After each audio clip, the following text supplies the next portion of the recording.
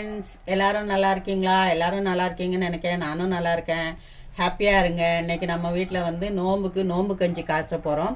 அந்த நோம்பு கஞ்சி எப்படி காய்ச்சறதுன்னு நம்ம சேனல்லையும் போட போகிறேன். நீங்கள் பார்த்து தெரிஞ்சுக்குங்க. நான் இப்போ எப்படி செய்யலாம்னு பார்க்கலாம் வாங்க. நம்ம பேன் அடுப்பில் வச்சுருக்கோம், குக்கரு. இப்போ ஸ்டவ் ஆன் பண்ணிக்கலாம்.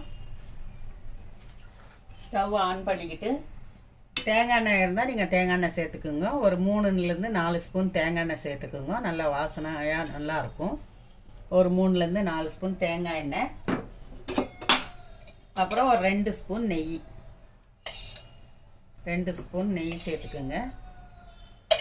இப்போ வந்து நம்ம இந்த எண்ணெய் சூடானதும்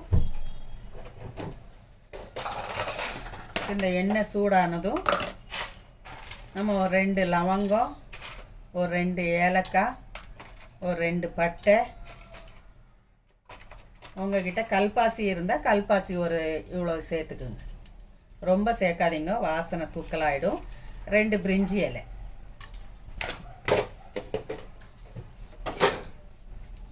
இவ்வளோதான் இதுக்கு தேவையான இது ஸ்பைசஸ் வந்து இது தேவையானது.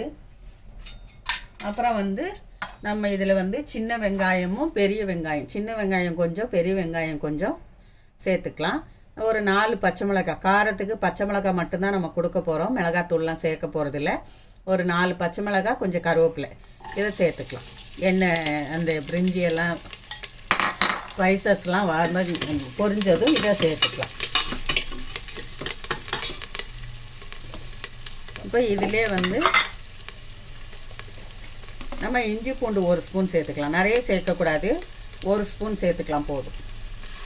நிறைய சேர்த்திங்கன்னா அது அந்த இஞ்சி பூண்டு வாசனை தூக்கலாகிடும். அதனால தான் 1 ஸ்பூன் போதும். இஞ்சி பூண்டு பேஸ்ட்டையும் போட்டோம். இப்போ இதுக்கு இப்போ நல்ல வெங்காயம் வந்து பொன்னிறமாக வதங்கணும். இப்போ இதுக்கு தேவையான அளவு, கஞ்சிக்கு தேவையான அளவு கல்லுப்பு. நம்ம கஞ்சிக்கு வந்து நம்ம ஒரு 200 கிராம் அரிசி எடுத்துருக்கோம். அதுக்கு தேவையான பொருட்கள் தான் நான் சொல்லிட்டு இருக்கேன். வெங்காயம் வந்து நல்ல பொன்னிறமாக வதங்கணும். ஸோ வெங்காயம் வந்து கொஞ்சம் நல்லா வதங்கிடுச்சு. இந்த அளவு பொன்னிறமாக வதங்கினா போதும். இப்போ வந்து ஒரே ஒரு தக்காளி, சின்ன தக்காளியாக ஒன்று சேர்த்துக்கலாம். தக்காளி நிறைய சேர்க்கக்கூடாது, புளிப்பு கொடுத்துரும். அதனால் ஒரே ஒரு தக்காளி சின்னதாக சேர்த்துருக்கேன். இப்போ இதிலே வந்து மட்டன் கொத்தி வச்சுருக்கோம். ஒரு 100 கிராம் மட்டன், கொத்தி வச்ச மட்டன் போட்டுக்கலாம். இது மட்டன் கஞ்சி. சிக்கன் கூட போட்டுக்கலாம். இப்போ இந்த மட்டனையும் போட்டு நல்லா கிளறிக்கணும். கட்டி விடாமல் அதை மட்டனை வந்து உடச்சி விட்டுக்கிட்டே இருக்கணும், இன்னும் கட்டி விழுந்துடும். மட்டனை வந்து நல்லா கொட்டி விட்டுக்கிட்டோம்னா நல்லா உதிரியாக எல்லா பக்கமும் சேரும்.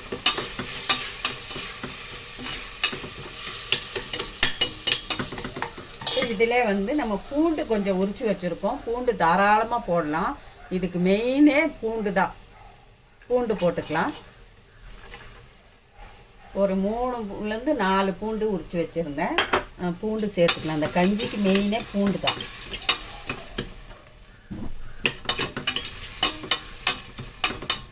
மட்டனை வந்து நல்லா கட்டி இல்லாமல் உடச்சி விட்டுக்குங்க. எல்லாம் கட்டியாக ஒரு இடத்துல அப்படியே கட்டியாக சேர்ந்துடும். உடச்சி விட்டுக்கிட்டோம்னா எல்லா பக்கமும் பரவலாக இருக்கும்.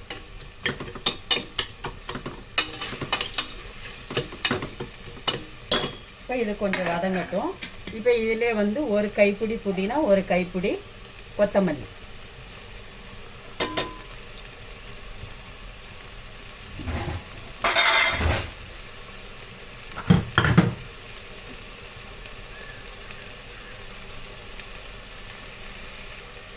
இப்போ இதில் ஆப்ஷனல் தான், ஒரு சிட்டிகை மஞ்சத்தூள் சேர்த்துக்குங்க. வேணும்னா சேர்த்துக்கலாம், வேணும்னா ஸ்கிப் பண்ணிக்கலாம்.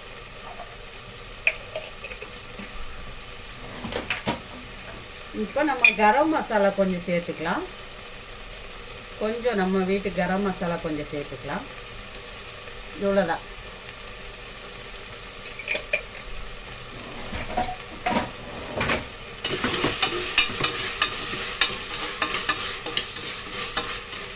இப்போ எல்லாமே நல்லா வதங்கிடுச்சு. இப்போ வந்து நம்ம ஒரு 200 கிராம் அரிசி ஊற வச்சுருந்தோம். இதை ஒரு மணி நேரம் வெந்தயமும் அரிசியும் நல்லா வாஷ் பண்ணி ஊற வச்சுருந்தேன். 1 மணி நேரம் ஆச்சு. இப்போ நம்ம அரிசி சேர்க்கணும்.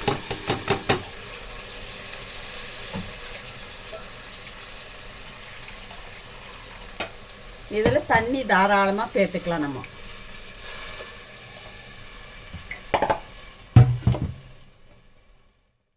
இது தேங்காய் அரைச்ச தண்ணி.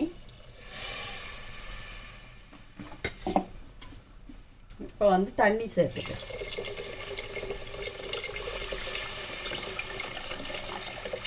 ஒன்றுக்கு 6 7 தண்ணி சேர்த்துக்கணும். ஒரு கிளாஸ் அரிசிக்கு நிறைய தண்ணி சேர்த்துக்கணும், இல்லை அடி பிடிச்சிரும். இப்போ நம்ம 1 கப்பு தேங்காய் பால் எடுத்துனாலும் ஊற்றிக்கலாம், வெறும் தேங்காயும் ஊற்றிக்கலாம். அது நம்ம விருப்பம்தான். இதில் பால் எடுத்து கூட ஊற்றிக்கலாம்.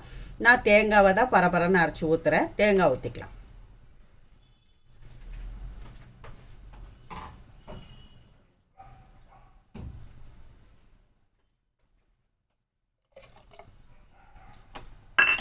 இவ்வளோதான். கஞ்சிக்கு எல்லாமே போட்டாச்சு, உப்பும் போட்டோம். இப்போ வந்து லிட்டு போட்டு மூடிக்கலாம். இப்போ ஒரு 3லேருந்து 4 விசில் வைக்கலாம். கஞ்சிக்கு லிட்டு போட்டு மூடிக்கலாம். 3லேருந்து 4 விசில் வைக்கலாம். விசில் வரட்டும். ஒரு விசில் வந்தது ஸ்லோ பண்ணிவிடுங்க. ஸ்லோலே ஒரு 4 விசில் வரட்டும். அதுக்கப்புறம் நம்ம கஞ்சியை பார்க்கலாம். விசில் ஒரு 4-5 விசில் வந்துருச்சு. விசிலும் அடங்கிடுச்சு. இப்போ வந்து நம்ம குக்கரை ஓப்பன் பண்ணிக்கலாம். கஞ்சி எப்படி இருக்குன்னு பார்க்கலாம். இப்போ கஞ்சி நல்லா குழஞ்சிருக்கு, குழைய வெந்திருக்கு. இதில் நம்ம தண்ணி சேர்த்துக்கணும். இப்போ சுடு தண்ணியாக சேர்த்துக்குங்க, பச்சை தண்ணி சேர்க்கக்கூடாது. நல்ல சூடாக தண்ணி சேர்த்துக்குங்க. எவ்வளோ வேணுமோ, எந்த கன்சிஸ்டன்சி வேணுமோ அந்த அளவுக்கு தண்ணி சேர்த்துக்கணும்.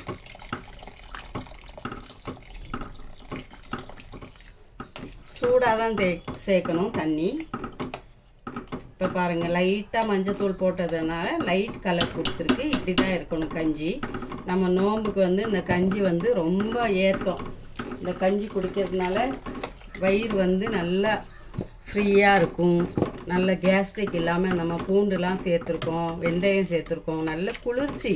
இந்த கஞ்சி வந்து உடம்பு பகலில் எல்லாம் தண்ணி குடிக்காமல் பாடி வந்து ரொம்ப ஹீட்டாக இருக்கும். இதை குடிக்கும்போது பாடி வந்து நல்ல ஹீட்டு குறையும்.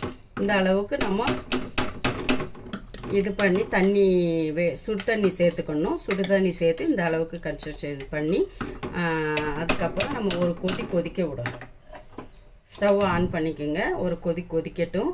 நம்ம ரம்ஜான் மாதத்துக்கு கஞ்சி வந்து டெய்லியுமே எல்லார் வீட்லேயும் டெய்லியுமே செய்வாங்க. நான் வந்து ஒரு நாள் விட்டு ஒரு நாள் செய்வேன் கஞ்சி. இது அருமையாக இருக்கும். நோன்பு நேரத்தில் நோம்பாளிங்களுக்கு வந்து வயிறும் வந்து தணுப்பாக இருக்கும், குளிர்ச்சியாக இருக்கும். எல்லாம் இப்போ நம்ம வீட்டில் எல்லாருமே நோன்பு தான் வச்சுருக்கோம். நோன்புக்காக நோன்பு கஞ்சி செய்கிறோம். இதோடு நம்ம வந்து வடையும் செய்ய போகிறோம். நான் அடுத்த வீடியோவில் உங்களுக்கு வடை போடுறதை காட்டுறேன். உங்களுக்கு இப்போ தான் பருப்பு ஊற வச்சுருக்கேன் வடைக்கு. நம்மளுக்கு இந்த கஞ்சிக்கு தொட்டுக்கிறதுக்கு வடை நல்லாயிருக்கும். நம்ம கறி வடை செய்கிறோம், ரொம்ப டேஸ்ட்டாக இருக்கும் இந்த கஞ்சிக்கு வந்து அந்த வடை. அடுத்த வீடியோவில் நான் உங்களுக்கு வடையும் செஞ்சு வடை எப்படி செய்கிறது, கறி வடை எப்படி செய்கிறதுன்னு செஞ்சு காட்டுறேன். இப்போ வந்து நோம்பு கஞ்சி ரெடி ஆகிடுச்சு. இது ஒரு கொதிச்சிருச்சுன்னா நம்மளுக்கு நோம்பு கஞ்சி ரெடி ஆகிடுச்சு. நீங்களும் இதே மாதிரி செஞ்சு பாருங்கள், எப்படி இருக்குன்னு எனக்கு கமெண்ட் பண்ணுங்கள், லைக் அண்ட் ஷேர் பண்ணுங்கள். இன்ஷா அல்லாஹ் அடுத்த வீடியோவில் சந்திப்போம். உங்களுக்காக நான் துவா செய்கிறேன், எங்களுக்காக நீங்கள் துவா செய்யுங்க. அஸ்ஸலாமு அலைக்கும். நோம்பு கஞ்சி ரெடி.